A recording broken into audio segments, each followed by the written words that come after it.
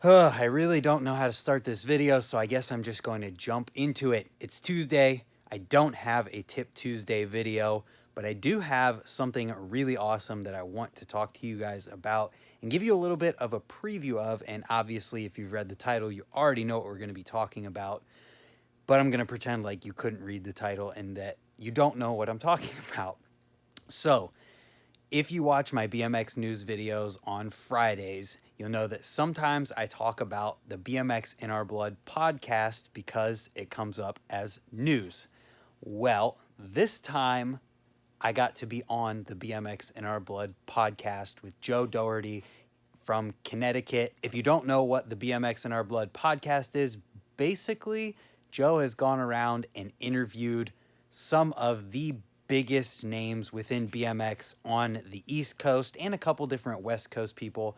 But as he said in my Ray's Old Fools Jam video in his elevator speech, it's meant to promote East Coast, Midwest-ish riders.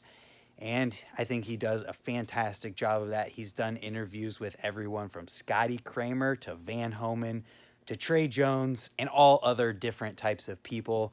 Also, I apologize for the handheldness of this. I wanted it to be a little bit more informal so that it was more like a conversation. But I got to be on that podcast. Joe was awesome enough to ask me to be a part of the project, and I can't lie, it's something that I really, really hoped he would do. Ever since he started it, whenever that was, I wanted to be a part of it from the very beginning before anyone big was on it or anything, because Joe is an awesome dude. He's done so much for BMX. He's held jams for Scotty Kramer for the benefit of Scotty Kramer. He did a jam for the benefit of Kevin Robinson and several other people. And he just announced that July 21st through 22nd or something is going to be the next one, who is going to have another beneficiary, which hasn't been announced yet. And the heater just turned on. I don't care. I'm going to continue with this. All right, I had to wait on the heater to turn off. It felt like it was just way too loud. But if you can't tell, I am extremely excited, thankful, grateful, and humbled to be a part of this project. And just the fact that Joe wanted to sit down and have a conversation with me to be involved with this, it's something that I can't thank him enough for.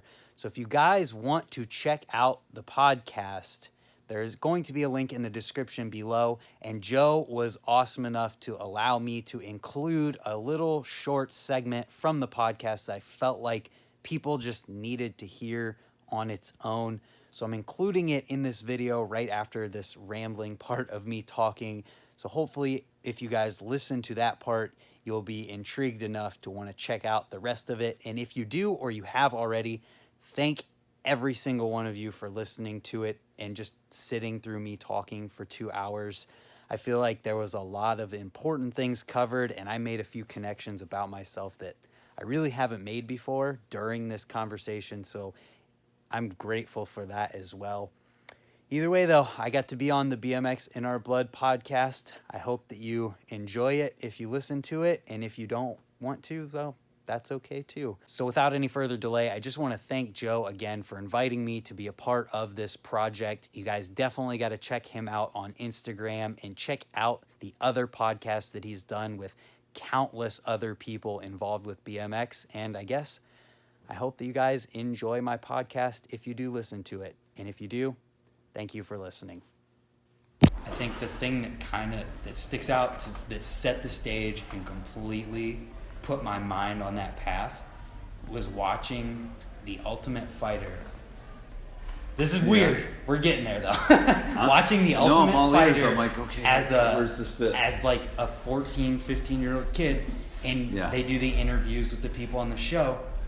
And I can remember one of the guys saying that all he ever did when he was in high school was he trained to be a fighter. On Friday nights, he wasn't going to football games or going to parties.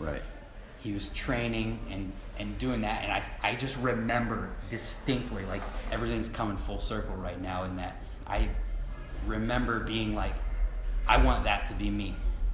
I don't want to party. I don't want to go to football games. I don't want to do anything. I just want Friday nights, I want to ride my bike. Every day I want to ride my bike.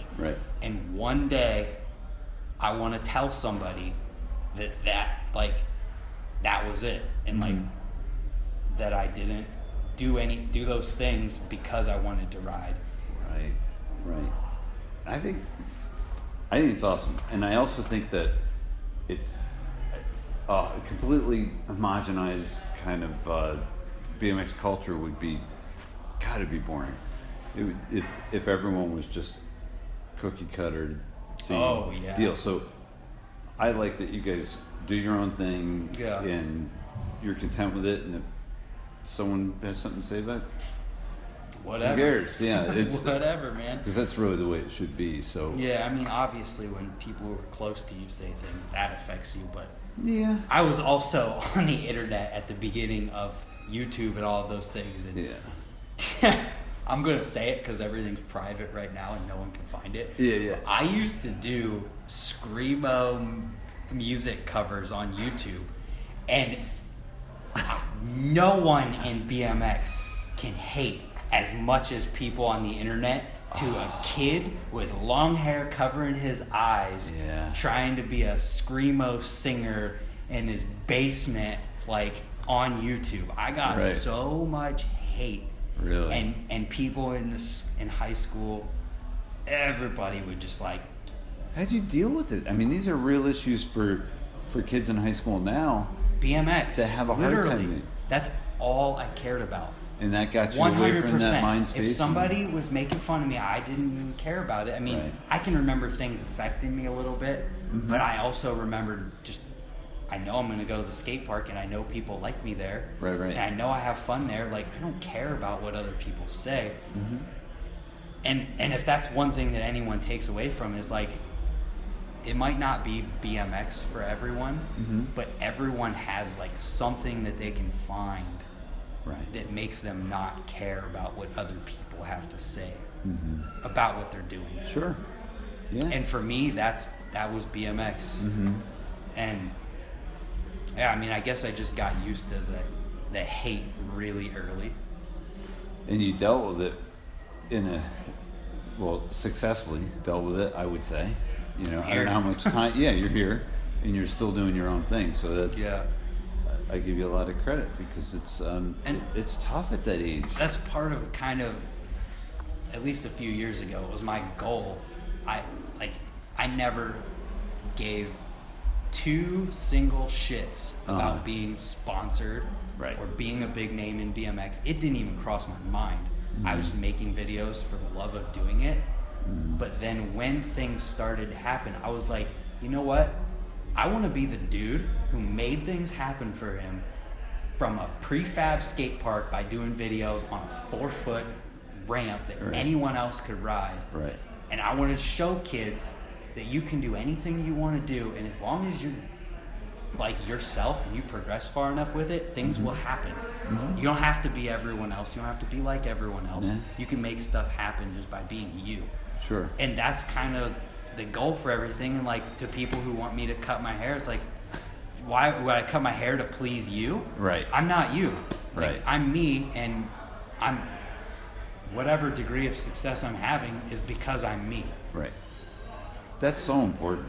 And I think this guy Howie gets that. Obviously, it brings up, he's just making a joke. But I'm glad he made the joke because I think it's you gave the perfect example and explanation of how the way you feel about it and how it affected you and how you successfully came out of it as still being yourself. Yeah, and I mean, in a way, I kind of wish that that segment of things was out there for, like, as you know, at the very beginning, for kids to listen to and be like, maybe I don't have to feel influenced. Because I mean, even here, I see young kids who are like good kids who've turned into, you know, like, what do you want, hoodlums, whatever word you want to use for it, just because they're around like other hoodlum kids, and that's their influence. Whereas if they were around people maybe who didn't care and were just themselves, didn't worry about all that stuff,